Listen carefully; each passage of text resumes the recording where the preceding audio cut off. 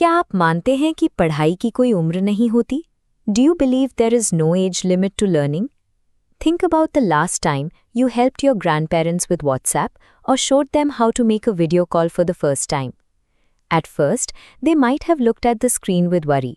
But remember how their face lit up with pride the moment they pressed send and realized they could do it on their own. That specific feeling, the pride of learning a new skill, is what makes Chapter 1 of your Class 9 English book so special. It's called How I Taught My Grandmother to Read, and it was written by the famous author Sudha Murty.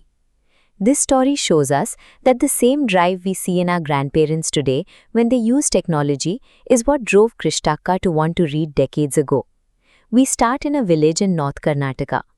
In those days, life centered around the arrival of the dusty weekly bus, which brought the latest edition of the popular magazine Karmavira. One of the village residents was 62-year-old Krishtaka. She was a woman who never had the chance to go to school as a girl, which meant she lived her entire adult life unable to read or write. But every Wednesday, her 12-year-old granddaughter, the author herself, would sit down for a special ritual.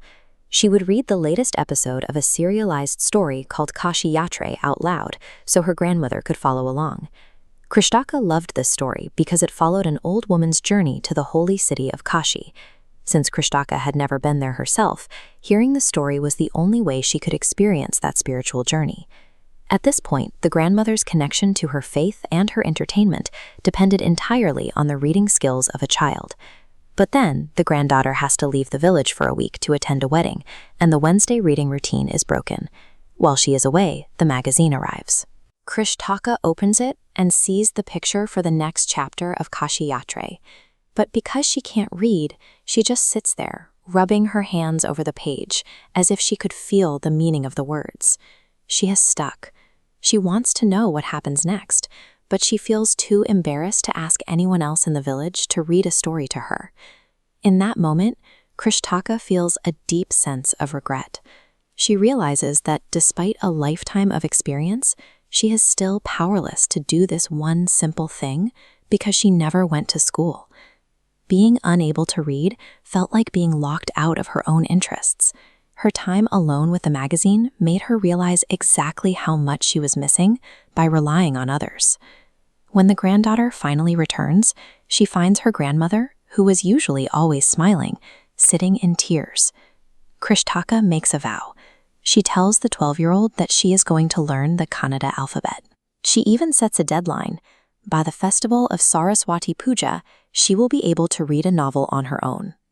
For your exams, remember the granddaughter's first reaction. She laughed. Looking at her grandmother's gray hair and wrinkled hands, she assumed that being 62 meant you were too old to be a student. But the grandmother didn't give up. For months, she worked incredibly hard, reading, repeating, and writing the alphabet over and over again. On the day of the festival, the granddaughter gives her a copy of the Kashi Yatri novel. Krishtaka opens it and immediately reads the title and the publisher's name perfectly. By reaching her goal, Krishtaka showed her granddaughter that determination is far more important than how many years you've lived. If you are asked for a character sketch, remember these 3 traits. Krishtaka was determined to finish her goal, humble enough to learn from a child, and she believed you are never too old to learn.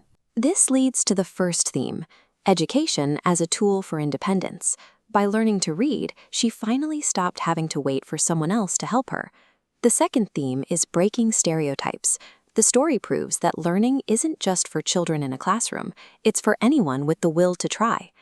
Ultimately, the chapter shows that when we share knowledge, it changes how we treat our elders and how they see themselves. The most surprising part of the story happens at the very end. Krishtaka bends down and touches the feet of her 12-year-old granddaughter. The girl is shocked because in their culture, children usually touch the feet of their elders. But the grandmother explains that she is following the scriptures, which say a teacher must be respected regardless of age. Remember this for your exams. Krishtaka wasn't bowing to her granddaughter. She was paying respect to her teacher. This shows that the act of learning is more important than who is older or younger in a family. Let's review 3 exam points. Question 1. Why did she cry? Because of the helplessness of illiteracy. Question 2. Why did the narrator laugh? Due to a stereotypical age bias. Question 3. Why touch her feet? To show ultimate respect for a teacher. To recap, she started uneducated, felt helpless when her granddaughter left, decided to learn, succeeded through hard work, and finally showed respect to her teacher. If this helped you, hit the like button, subscribe, and join our Telegram group below to get the PDF notes for this chapter. Study hard, and remember Krishtaka's story the next time you think a new skill is too difficult to learn. See you in the next lesson.